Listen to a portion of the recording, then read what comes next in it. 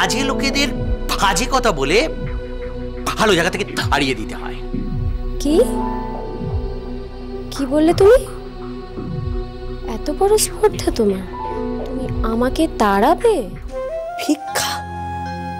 তুমি এই কথাটা বলতে পারলে বাবা? মেয়েরা না খাবার তুমি? মা, আমি এত পর হয়ে গেছি তোমাদের কাছে। তোমাকে আমি বলেছিলাম না নীরু যে ইন্দু খুব একটা সুবিধের মেয়ে নয়? আমার কথা মিলে গেল তো?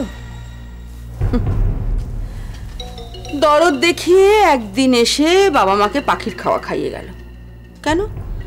খাওয়াতেই যদি হয় তাহলে রোজ রোজ এসে খাওয়া। এসবগুলো কেন করছে জানো? কেন? তোমাকে হেয় করার জন্য। সবাই জানবে যে তুমি তোমার শ্বশুর শাশুড়িকে দেখো না। অবশ্য দেখো, এখন দেখারও কথা না, তার কারণ সবাই তোমরা আলাদা হয়ে গেছো। তবু দোষটা তো তোমার ঘাড়েই চাপবে না? নিজে তো দিব্যি কায়দা করে আলাদা হয়ে গেল। কি আশ্চর্য দেখো, যে বাবা তোকে এতদিন ধরে খাওয়ালো পড়ালো, তোর স্বামীটাকে বিনা খরচায় রাখলো, আজকে বিপদের সময় তাদের ফেলে তুই চলে গেলি, আবার ঢং করে এখন খাওয়াতে আসছিস। ও যদি এই বাড়িতে এসে বাবা মায়ের খোঁজ খবর নেয়, তাদের খাওয়ায়, আমার তো সেখানে কিছু বলার নেই বেশি। আমি তো ইচ্ছে করে আলাদা হইনি, বাবা নিজেই হাড়ি আলাদা করে দিয়েছেন, আমাদের কারোর সঙ্গে থাকতে রাজি হননি। এরপর এরপর কি করে আমি ওদের? না না, সেটা তো ঠিকই। দেখো, তুমি তোমার জায়গায় একদম ঠিক আছো, তুমি এখান থেকে এক চুলো নড়বে না। হিন্দুর পেটে পেটে প্যাঁচ তো কম নয়। ও কেন করছে জানো? নিজের আখেরটা গোছাতে। আরে তোমাকে যত হেয় করতে পারে ততই তোর সুবিধে। আমাকে হেয় করে ওর কি সুবিধে হবে বেশি? আমি তো আজকাল ওর কোনো ব্যাপারে কোনো কথা বলি না।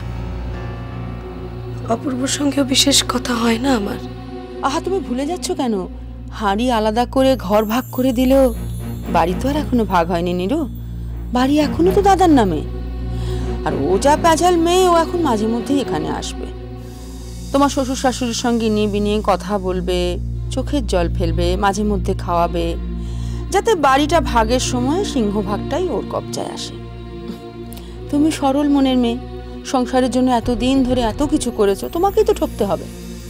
ও ভালো কথা, শোনো, দেবাকে বলবে একটু শক্ত হতে। ও কিন্তু ইনিয়ে বিনিয়ে দেবাকেও হাত করছে বলে দিলাম। রাধার বাবাকে হাত করে আর কি বা হবে? রাধার বাবার আছেটা কি? নিজের স্ত্রী মেয়ের খরচ সামলানো, তার উপর। না না, তা নয়। ইন্দু এখন ইনিয়ে বিনিয়ে দেবার কাছে অনেক গাওনা গাইবে বাড়িটা ভাগের জন্য, যাতে সিংহভাগটা ও পায়। তুমি কিন্তু একদম ছাড়বে না। দেখো, বাবার ওপর দরদ দেখিয়ে দেবা সারা জীবন কিচ্ছু করতে পারলো না, আর এখন যদি বোনের ওপর দরদ দেখায় না, তাহলে নিজের পাওনাটাও হারাবে বলে দিলাম। রাধা মাধব যে আমাদের জীবনটা এরকম এলোমেলো করে দেবেন আমি কোনোদিন বুঝতে পারিনি। শুধু শুধু বাঁচার জন্য আর কতটা কষ্ট করে যেতে হবে আমি জানি না বেশি। শুধু রাধা মাধবকে ধরে বসে থাকলে হবে না নীরু, চোখ কান খোলা রাখতে হবে। আরে এতদিন এরা নিজেদের স্বার্থ দেখে এসেছে, এবার তোমাকে তোমার স্বার্থ দেখতে হবে। ঠাকুর, এই তুমি কি করলে ঠাকুর? কেন আমার বাবার জীবনটাকে শেষ বয়সে এত যন্ত্রণা করলে ঠাকুর? এত অপমানের মধ্যে কেন ঠেলে দিলে আমার বাবাকে?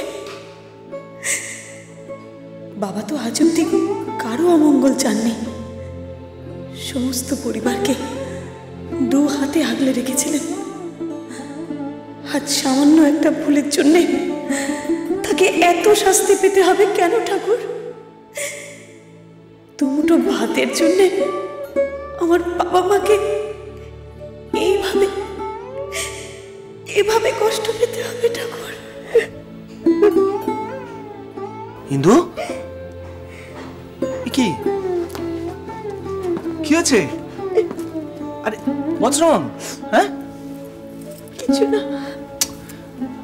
আমাকে বলতে না চাও বলো না, কিন্তু কি কি হয়েছে? খারাপ লাগছে আমার, মনটা ভালো নেই। আমার সঙ্গে সেটা তো বুঝতে পারছি ভালো নেই, কিন্তু কারণটা কি? কি হয়েছে?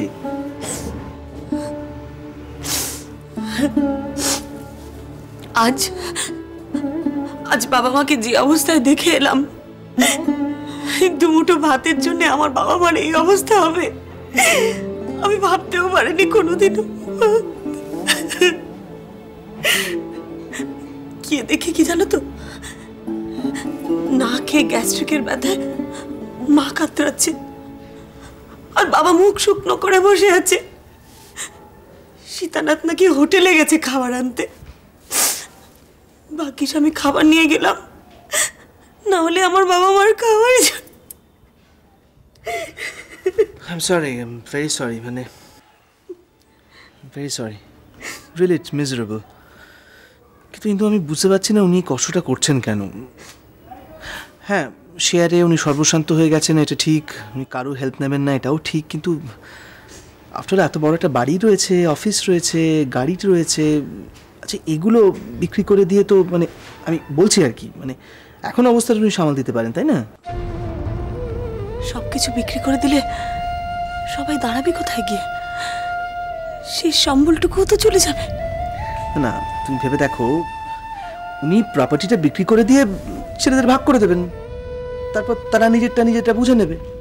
এমনিতে তো উনি সবাইকে আলাদা করে দিয়েছেন, তাই না? এখন না খেয়ে কষ্ট করাটা, তুমি তো দেখেছো উনি আমাদের কারো সাহায্য নিচ্ছেন না, সুতরাং এইটা বোধহয় ঠিক হচ্ছে না, তাই না?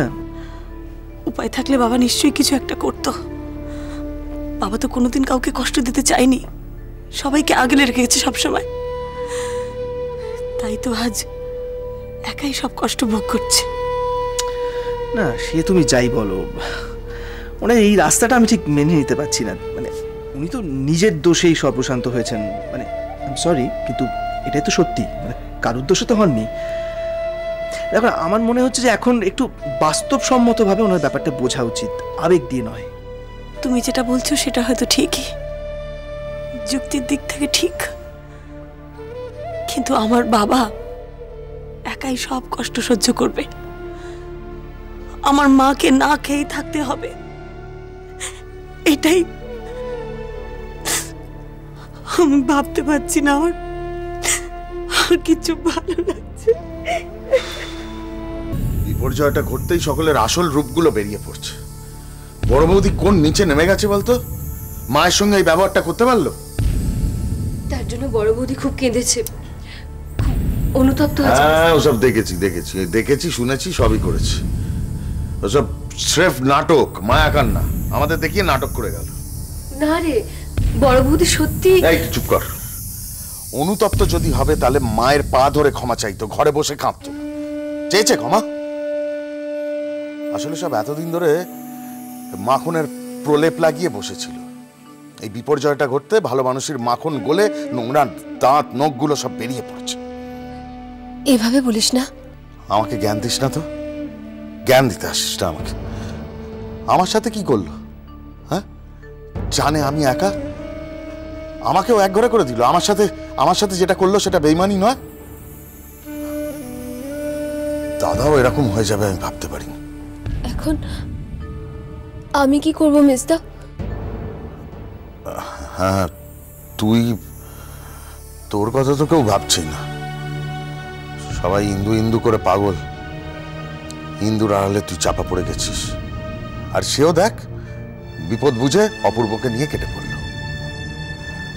এই হলো সংসার, বুঝলি? তুই বরং বাবার সঙ্গে। বাবার যা অবস্থা, আমি আর বাবার বোঝা বাড়াতে চাই না রে। আচ্ছা মেজদা, আমি যদি তোর সঙ্গে থাকি? তুই আমার সঙ্গে থাকবি? তুই আর না বলিস না মেজদা। দাদার কাছে তো রীতা পিসি আর তার মেয়ে থাকছে, আমার কথা তো বড় বৌদিও বললো না। এবার বুঝতে পারছিস বড় বৌদি কি জিনিস? বড় বৌদির কি দোষ? দোষ তো আমার কপালের। মেঘ, যাকে স্বামী ছেড়ে চলে যায় তার কোথাও জায়গা হয় না। বাপের বাড়ি, শ্বশুর বাড়ি, সব জায়গাতে এসে বাড়তি হয়ে যায়।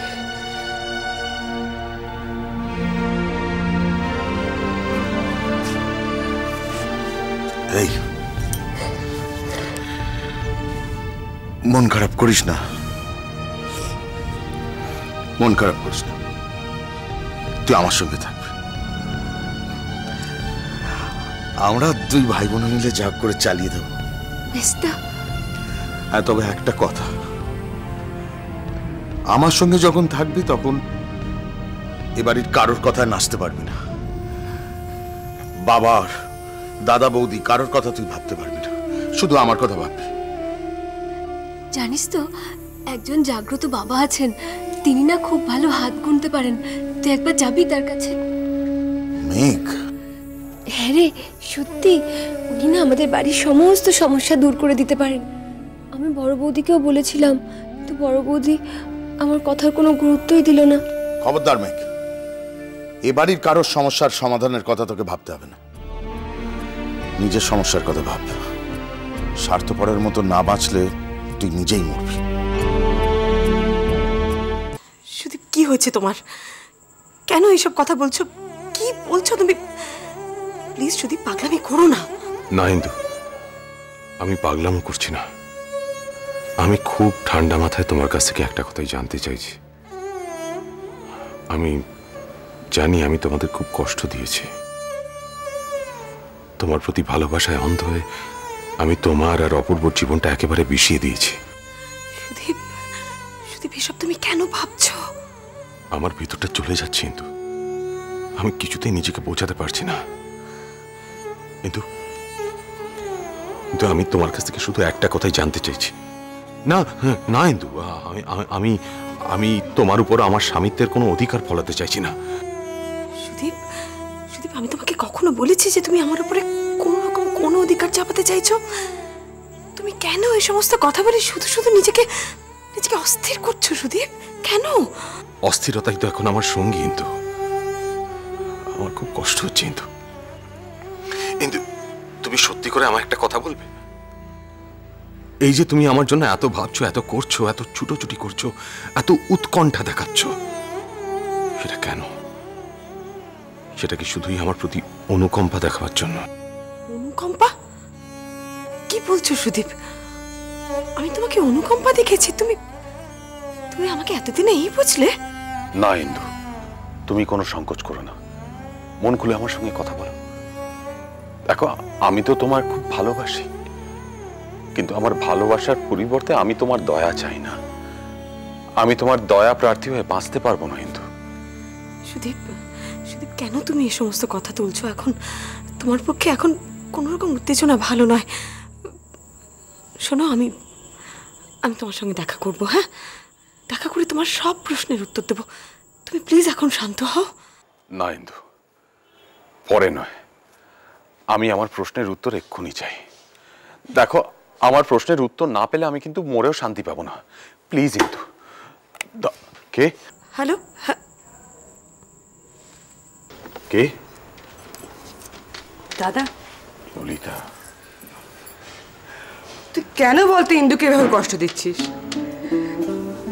তোর কি লাভ হচ্ছে বলতো?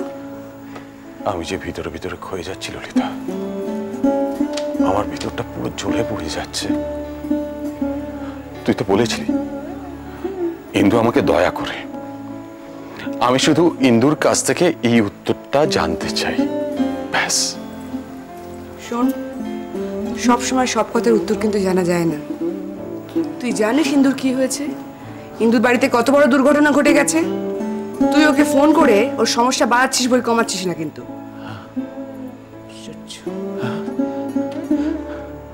এ আমি কি করলাম? আবার একটা ভুল, আবার একটা ভুল, আবার আমার জন্য ইন্দু আর একটা আঘাত পেল।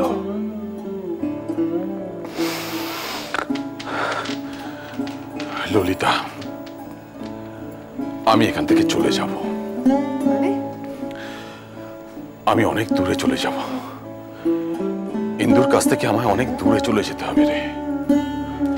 দেখ, আমার মাথা ঠিক নেই, কখন কি করতে কি করব, কি বলতে কি বলে দেবো, আবার ইন্দু আবার বিপদে পড়ে যাবে।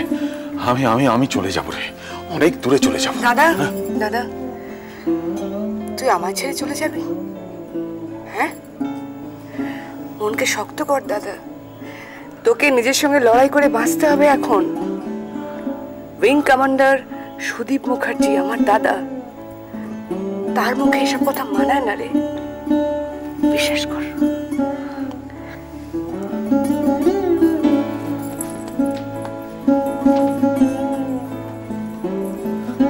ললিতা, ললিতা চলে গেছে।